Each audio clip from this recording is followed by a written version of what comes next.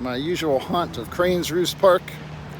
I'm usually down at the other end, sitting at a table down there, but they've got all the parking spaces blocked off since last night, I guess. This is where they have the annual Red Hot and Boom fireworks display on the 3rd. So tomorrow night they'll be having the fireworks here. And I guess they have already decided to block off all the parking spots and everything.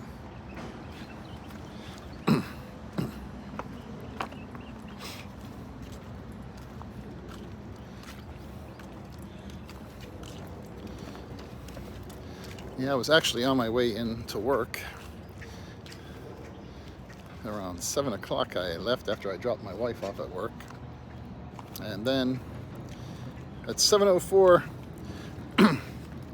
my supervisor called me and said, "Man, there's no mail in the office today.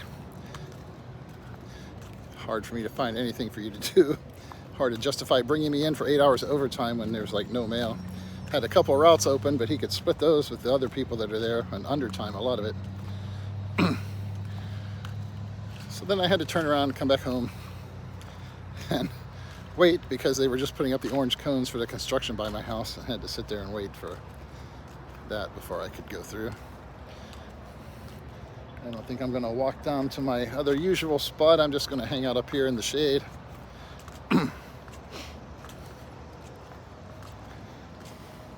I've been thinking about a few videos that I wanted to do, and one of the things I wanted to talk about was, a lot of expats, people that move to the Philippines, will tell you to have an emergency fund. So if something goes wrong, you'll be able to cover it. I was watching a video the other day from the Philippine Info Channel, and he was recommending that you have at least 6 months of money, enough to sustain you for 6 months, your normal lifestyle. And that seems like a pretty good figure to me. And then he was recommending have a pre-emergency fund. Yeah, make sure you're prepared. But that's obviously good advice if you're moving somewhere. Have enough money to take you through an emergency. Maybe if you have to go back to your home country or whatever for something, that you have enough money to be able to do that if possible. But what I wanted to talk about today is the fact that a lot of people build a house over in the Philippines. I'm one of them. And you can look at that as an investment, building a house. But it's really, when you talk about an investment, you have to think about what that really means. A lot of people, much of their net worth is tied up in their house. But can they really take that money out of there, You look at a lot of people today, even here in the US, they've got a nice house, worth a lot of money. They've seen the value of that house on paper appreciate, at least until a possible collapse comes. But can they really pull that money out of there? And in a lot of cases, the answer is no, because you have to find somewhere else to live then. If you sell that house, then if you cash out, if you do that, pay off your mortgage, and then use what's left over to go to a less expensive market and pay cash for something, that's not a bad deal. But you also have to find somebody who's willing to pay you what you need for it to get out of it. And that's the problem, especially if you build a house in the Philippines. That's British expat in the Philippines, he's always pointing that out. You build a house over there, who's going to buy it if you try to sell it? Maybe you can get some other foreigner to buy it, but even then, you have to find somebody who not only likes the house that you built, thinks it's worth the money, and is willing to live in a house that you designed instead of one that they designed, but they also have to want to live where you have the house built. If you have a house that's built over there in a compound with your wife's family and all her relatives living around in the area, What are the odds that somebody else wants to live there? You know, that might be a good place for you to live, you and your wife, if you want to make that your permanent home. But to look at it as an investment, here's the ducks flying away. If you want to try and look at that as some kind of an investment, that means that you can, if you want to, pull that money back out of there. So that's the problem, finding somebody else who agrees with you that a certain item is worth a certain amount of money. And not only that, but that they, you know, when you're talking about a house, it's in a place where they want to live. You know, a house is not like some other item where you can buy it and then take it with you. It's you're stuck there in that location if you buy a house. You know, you buy an RV, you can drive it to the other side of the country or something and live where you want to live. You know, with a house, it's in one place. So if the person, even if somebody likes it, likes the design and everything, thinks it's worth the money, if it's not in a location where they want it, you know, then who cares? It's not worth anything then.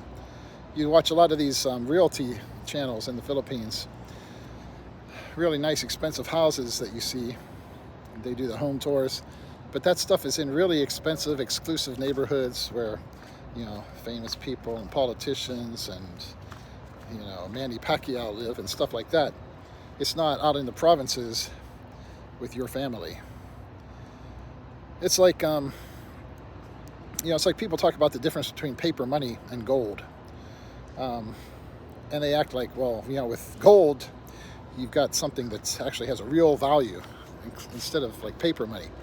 But in reality, even with something like that, gold is only worth what a bunch of other people agree it's worth, you know? Everybody acts like, oh, this is something with an intrinsic value of some sort, and it's not. Anything that humans use as currency, it is only worth anything at all if you can find somebody else who agrees with you that it's worth something.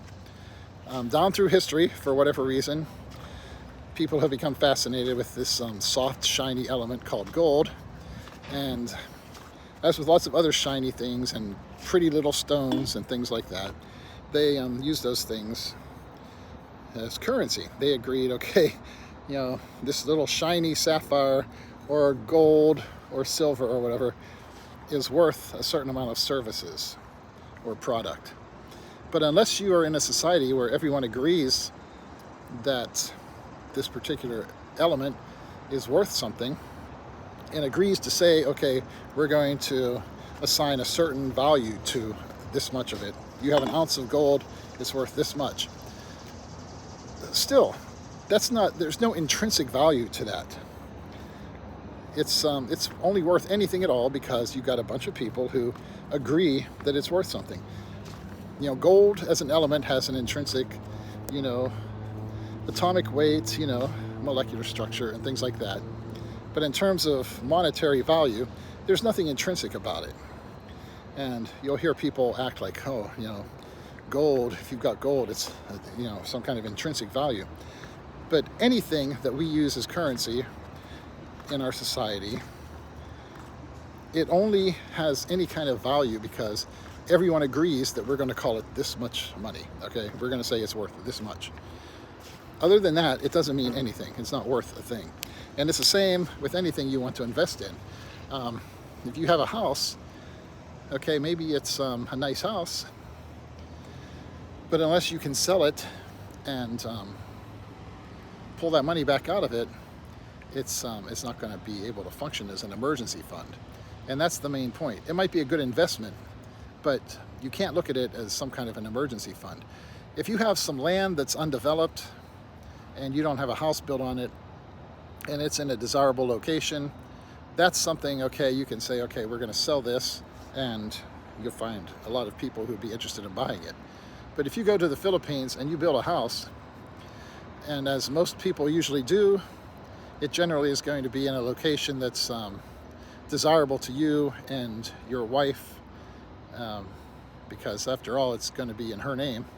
You know, she's the one who actually owns it, and in a location, oftentimes on family land, that's, you know, come down through generations, and where all of your relatives are living in that area and so forth. That's the way it generally works for the, for the most part.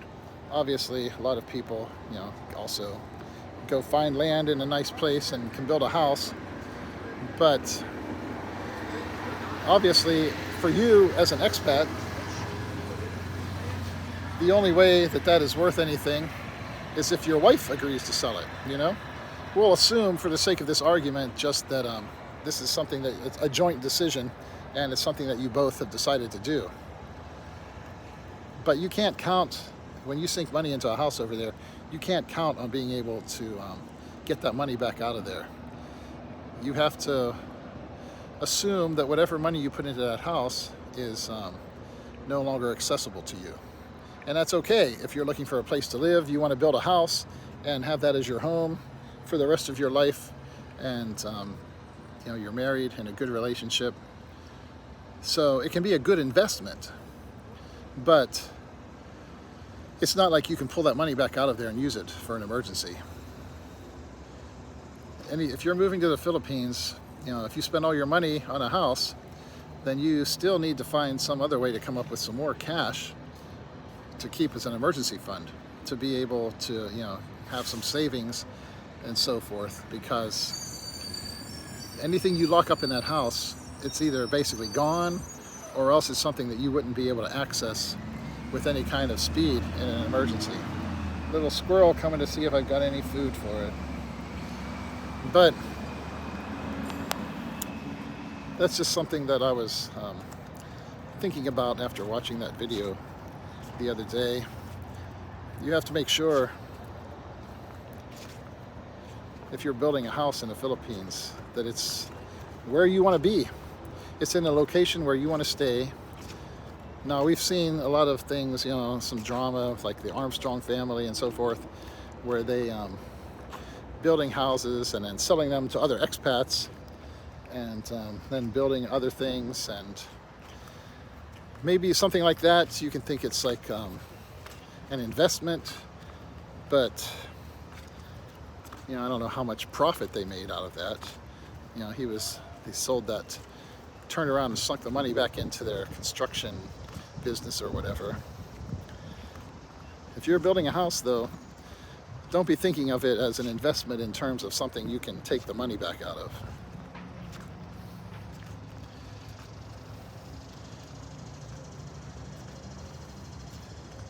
It's a nice place to hang out down here.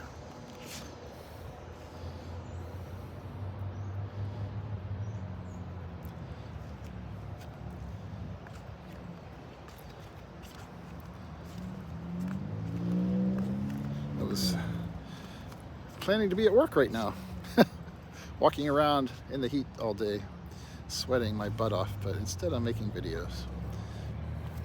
I'll see you later.